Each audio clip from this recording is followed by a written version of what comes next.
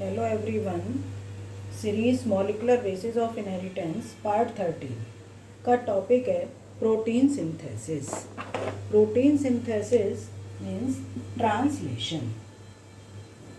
Translation translation का meaning क्या है? अभी तक पढ़ा है कि DNA to DNA replication, DNA to mRNA transcription.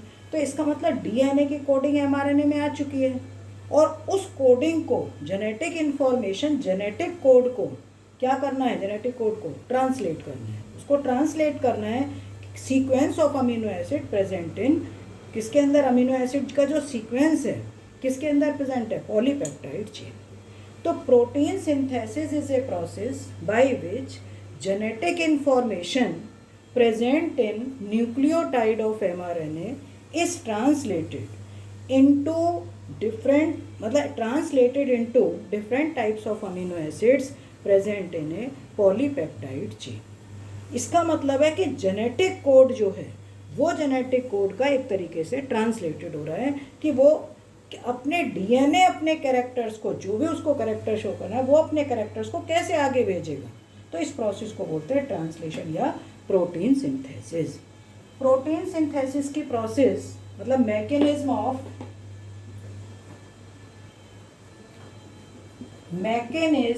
Of protein synthesis. तो इसके 3 स्टेप्स हैं, completes in 3 steps. First step is initiation, second step is elongation and third step is termination. ठीक है, ये 3 स्टेप्स में कंप्लीट होगी, इनिशिएशन, इलोंगेशन एंड टर्मिनेशन। पर इसके अलावा कुछ इसके अंदर एडिशनल सब स्टेजेस भी हैं, और वो एडिशनल सब स्टेजेस क्या हैं? एडिशनल सब स्टेजेस का फर्स्ट है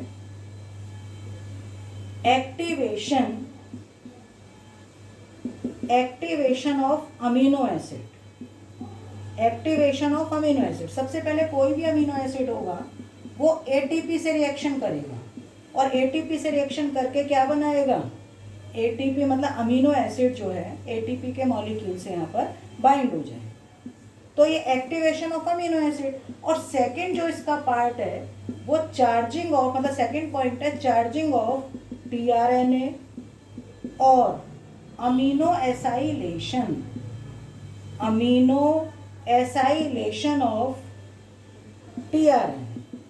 तो अमीनो एसाइलेशन ऑफ टीआरएनए, इसका क्या मतलब है कि जो ये एटीपी, अमीनो एसिड एटीपी से बाइंड करेगा, वो टीआरएनए से, ये मैं बाद में लिखूंगा, ये टीआरएनए से रिएक्ट करके क्या बनाएगा? टीआरएनए किसके साथ जुड़ जाएगा? ये अमीनो एसिड से और tRNA.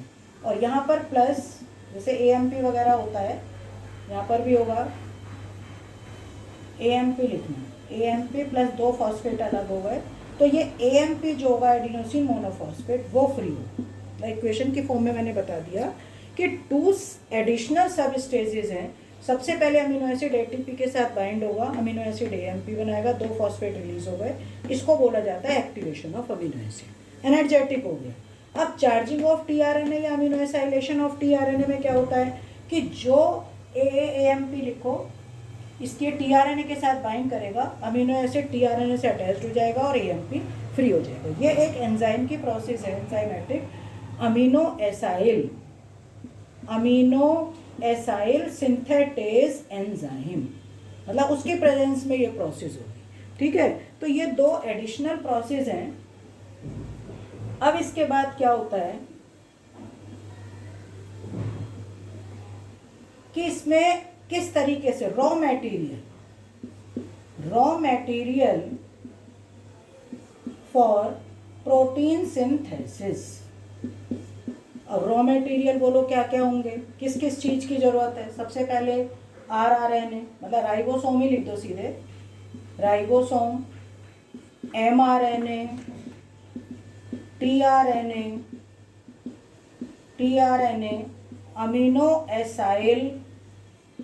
Amino acyl synthetase enzyme, ATP, GTP, peptidyl transferase enzyme, peptidyl transferase enzyme. और प्रोकैरियोटिक में इसकी जगह क्या होगा? राइबोजाइम। राइबोजाइम क्या होता है? 23S rRNA। 23S rRNA in case of prokaryotes act as a catalyst called ribozyme. ठीक है। और एक और क्या होगा? Translocase enzyme, translocase enzyme.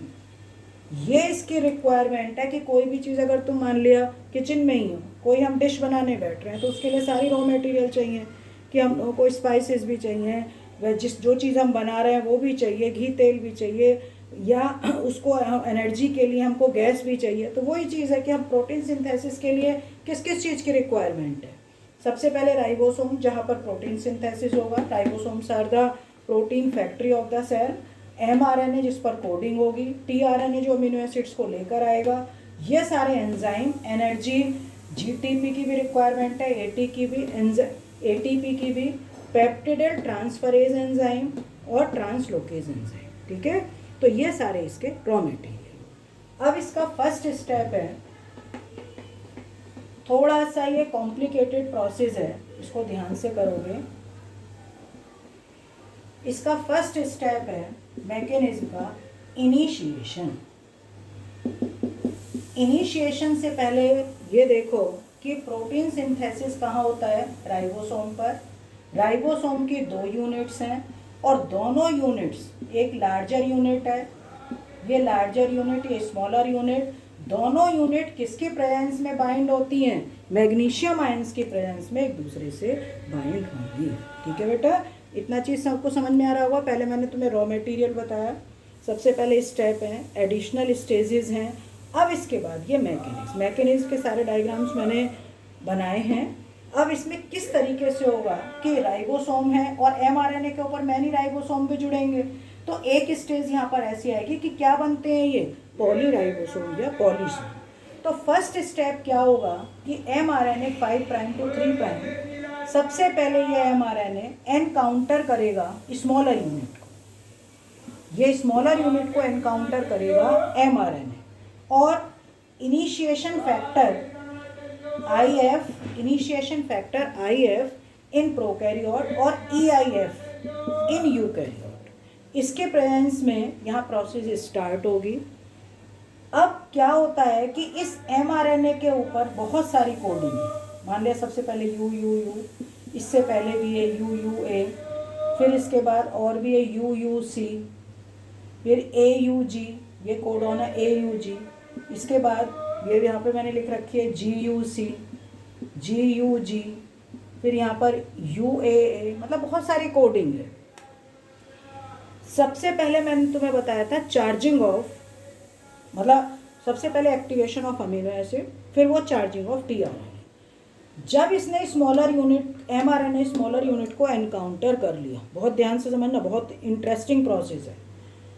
इसमें मतलब जैसे मैकेनिकल इंजीनियर वाले हैं कि किसी चीज़ को बना रहे हैं, मशीन को बना रहे हैं, बड़ी बड़ी ट्रेन को बना रहे हैं, एरोप्लेन को बना रहे हैं, उस तरीके से हमारी बॉडी के अंदर ये प्रोटीन सिंथेसिस चल रहा है। अब क्या होगा कि tRNA आएगा, कोडिंग को रीड करेगा। अगर इसको इनिशिएशन कोडॉन नहीं मिलता तो ये वापस चला जाएगा, फिर आएगा, फिर वापस चला गया, फिर आएगा, फिर वापस चला गया। अब जब यहाँ इनिशिएशन कोडॉन हुआ AUG, ये आएगा, आके सेटल हुआ। एंटी कोडॉन इसका UAC, AUG का एंटी कोडॉन क्या होगा? A से करेगा U से A, G से C। तो ये anti codon UAC, anti codon loop पर tRNA के, और AUG इसका मैथ्योनिन जो 3 प्राइम एंड पर होगा अमीनो एसिड मैथ्योनिन, ये इससे आके बाइंड हो गया। अब सेकेंड स्टेप ये होगा कि अब ये लार्जर यूनिट इस mRNA के ऊपर इस तरीके से आके जुड़ेगी कि जो tRNA फर्स्ट आया था वो इसके P साइट पर फिट बैठे। ध्यान रखोगे, मतलब ये लार्जर यूनिट ऐसे जुड़ेगी कि जो इसके tRNA आया था वो P साइट पर हो।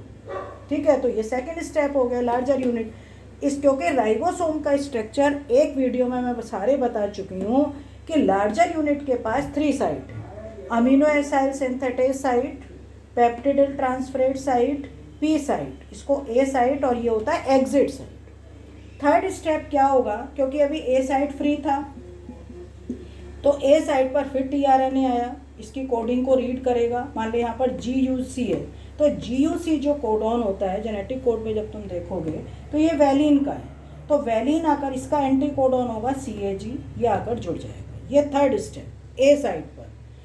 फोर्थ स्टेप जो होगा, फोर्थ स्टेप की मतलब यहाँ तो ये इनिशिएशन हो गया और ये प्रोसेस इनिशिएशन की चल रही थी। अब सेकंड स्टेप जो शुरू हो गया है ये इलोंगेशन की। इलोंगेशन कैसे होगा, फर्स्ट स्टेप इनिशिएशन का खत्म हो गया, अब ये होगा इलोंगेशन। तो इसके लिए इलोंगेशन फैक्टर की ज़रूरत है, पेप्टिड, ध्यान रखना इलोंगेशन के लिए किस किस की ज़रूरत है, इलोंगेशन फैक्टर की ज़रूरत है, पेप्टिडिल ट्रांसफरेज एंजाइम की ज़रूरत है, और प्रोकैरियोटिक में वही एंजाइम कौन सा होता है, 23S RNA राइबोजाइम।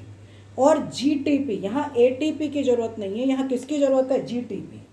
तो अब क्या होता है, पेप्टिडिल ट्रांसफरेज एंजाइम, बिल्कुल इस स्टेप को ध्यान से देखो कि जो यहाँ पर पी साइट उसके अमीनो एसिड का फ्री कार्बोक्सिल ग्रुप और इसके अमीनो वैलिन का फ्री अमीनो ग्रुप, तो इसका CO, ये CO और इसका NH ये बाइंड करके क्या बनाएगा, पेप्टाइड बॉन्ड। और पेप्टाइड बॉन्ड बनाते ही मेथियोनिन किस पर आ गया, ये मेथियोनिन आ गया वैलिन पर।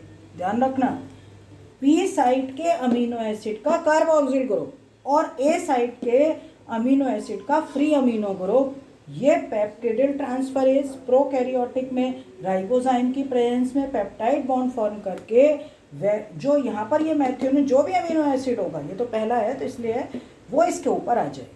ठीक है, अब जो पी साइट का टीआरएनए वो फ्री और टीआरएनए फ्री ई साइट से आके ये बाहर आ गया। ठीक है, तो अब क्या होता है नेक्स्ट स्टेप, अब एंजाइम की जरूरत है, ट्रांसलोकेज एंजाइम। ये पूरा का पूरा रोटेट करेगा, जैसे स्पिनिंग मूवमेंट होता है, ये पूरा का पूरा रोटेट करेगा, एमआरएनए भी रोटेट करेगा और कोडॉन टू कोडॉन चेंज होगा। तो ट्रांसलोकेज एंजाइम की प्रेजेंस में अब ये वाला जो ए साइट पर था वो किस पर आ जाएगा, पी साइट पर। मतलब ये तो खत्म हो गया, इस पर ट्रांसलोकेट कर गया, तो ए साइट वाला किस पर आ जाएगा, पी साइट पर, और ए साइट वाला फिर फ्री। और फिर इसके बाद जब फ्री होगा तो नेक्स्ट कोडॉन क्या है इसके अंदर, जैसे ये GUC है, नेक्स्ट कोडॉन क्या है, GUG, ये GUG। और जो GUG कोडॉन होगा तो ये भी वैलिन का है, फिर ये आएगा टीआरएनए और फिर इसके साथ एंटी कोडॉन करेगा और यहाँ पर पेप्टाइड बॉन्ड फॉर्मेशन होके फिर ये इसमें आएगा। इसके बाद आने के बाद फिर ये मूवमेंट करेगा, इसका टीआरएनए फ्री हो गया, वो ई साइड से होकर बाहर, फिर ये रोटेट करेगा, रोटेट करके जो ए साइट वाला पी पर आ गया, फिर ए साइट फ्री। तो इस तरीके से ये elongation, codon to codon elongation चलती रहेगी और जब तक ये प्रोसेस इलोंगेशन की चलती रहेगी जब तक कि स्टॉप कोडॉन ना आ जाए। अब स्टॉप कोडॉन पहले भी बता रखा है, स्टॉप कोडॉन कितने हैं, 3, UAA, UAG, UGA, 3 stop codon है।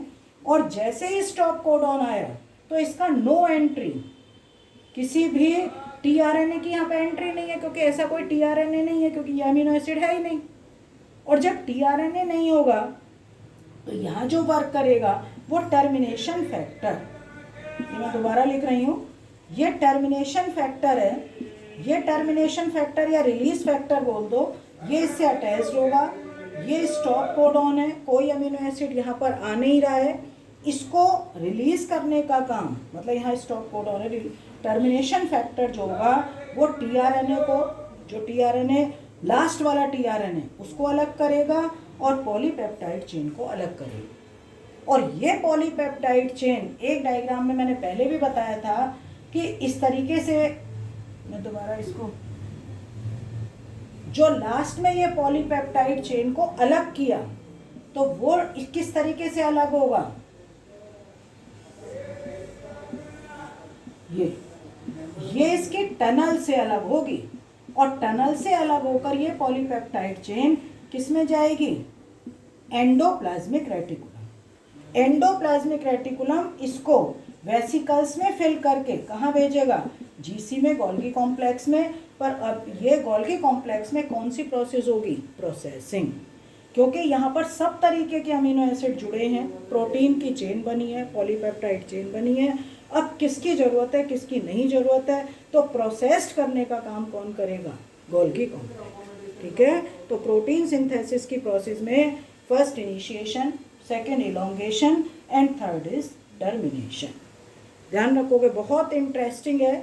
सबसे पहले तुम्हें करना है कि इसके अंदर मैकेनिज्म कि पहले व्हाट इज प्रोटीन सिंथेसिस। तो मैंने तुम्हें बताया था जो जेनेटिक इंफॉर्मेशन एमआरएनए के पास है, मतलब न्यूक्लियोटाइड जो एमआरएनए के न्यूक्लियोटाइड के पास है, वो ट्रांसलेटेड होकर क्या बनाना है, पॉलीपेप्टाइड चेन। ठीक है, फिर इसके बाद स्टेप्स, फिर सब इसके जो एडिशनल स्टेजेस हैं वो मैंने बता दिया कि सबसे पहले एक्टिवेशन ऑफ अमीनो एसिड और चार्जिंग ऑफ टीआरएनए। राइबोसोम की दोनों यूनिट मैग्नीशियम आयन के प्रेजेंस में जुड़ेंगे, इसको बोलते हैं क्या है, क्या बोलेंगे, एसोसिएशन। और सबसे लास्ट में जब प्रोसेस टर्मिनेशन हो गई तो दोनों यूनिट भी अलग हो गई, इसको बोलोगे डिसोसिएशन। क्या बोलोगे, डिसोसिएशन। पहले क्या था, एसोसिएशन। तो ये सारी प्रोसेस जो हैं, ये मैकेनिज्म कोडॉन बाय कोडॉन ये चेंजेस हो रहा है, मतलब स्टेप बाय कोडॉन ये एक तरीके से मूव कर रहा है, जिसे कहते हैं ना रोटेट एक पॉइंट पर, ये मूव करके इलोंगेशन हो रहा है, पॉलीपेप्टाइड चेन बन रही है। पर एक चीज़ का ध्यान रखना, एक टर्म आता है यूटीआरएस, एक आता है यूटीआरएस, अनट्रांसलेटेड रीजन। तो अनट्रांसलेटेड रीजन अभी पहले डायग्राम में मैंने बहुत सारे कोडॉन लिखे थे, U U U, U U C, U U A, और उसके बाद था ए यू जी। या फिर यहाँ पर टर्मिनेशन कोडॉन आ जाए, जैसे मान लिया यू ए आ गया, और यू ए के बाद फिर आ गया कि जी जी जी, ये सारा जी यू सी ये आ गए।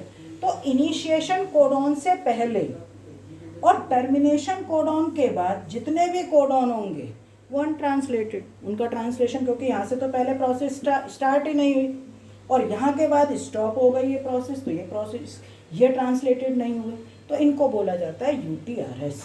इनिशिएशन कोडॉन से पहले के कोडॉन और टर्मिनेशन कोडॉन के बाद के कोडॉन जितने भी होंगे उनका ट्रांसलेशन नहीं हुआ, तो इसलिए उनको क्या बोलोगे, यूटीआरएस, अनट्रांसलेटेड रीजन। ठीक है बेटा, ये सब समझ में आ गया होगा, इसको अच्छी तरह से सुनना, और कोई भी अगर किसी के डाउट्स हो, मैं कई बार पहले भी बोल चुकी हूँ, कमेंट बॉक्स में डालो और डाउट्स अपने क्लियर करो। ठीक है, okay, thank you so much.